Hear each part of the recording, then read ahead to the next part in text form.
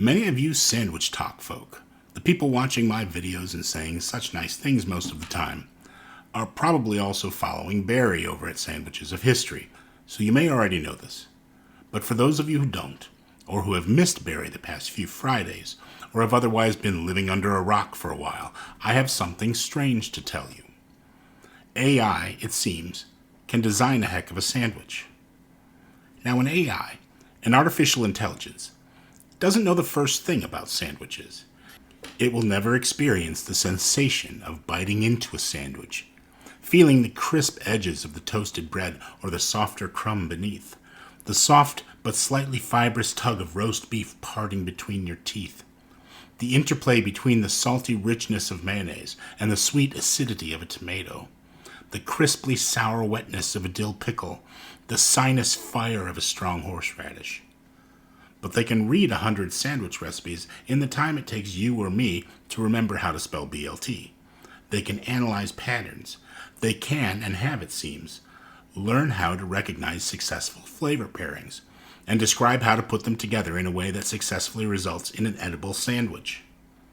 My cousin Michael recently asked ChatGPT to create a sandwich recipe using international influences, and then to write a blog post about the sandwich in the style of my website, Sandwich Tribunal, where I've written about over 300 different kinds of sandwiches. ChatGPT came back with this sandwich that it named the Zephyr Supreme, calling it a triumph of fusion cuisine featuring flavors found across the globe. Now, the sandwich was fantastic. I've eaten it multiple times this week, and I can see working it into my regular repertoire. It doesn't seem particularly global fusion-y to me. The ingredients are mostly items you could find in just about any deli in the US. But ChatGPT sure sold it that way. This extraordinary creation draws inspiration from the vast tapestry of global flavors, claimed the AI, weaving together a symphony of tastes that will transport you across continents with each delectable bite. It went on to tell the story of the sandwich. The toasted sourdough, a product of a European baking tradition. The horseradish mayonnaise, representing exotic Middle Eastern spice markets. The meats calling to mind the deli tradition. The provolone, listed in the ingredients, inexplicably left out of the actual sandwich building process.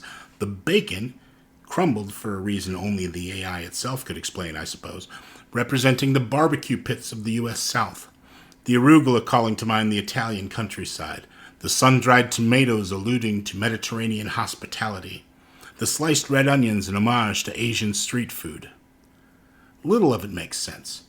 And the sandwich itself, while delicious, is far more ordinary than the nonsensical exoticizing of each ingredient would lead one to believe. Which brings me to my real complaint. Do I really write like this? I'm pretty sure I've never used this many superlatives in a piece.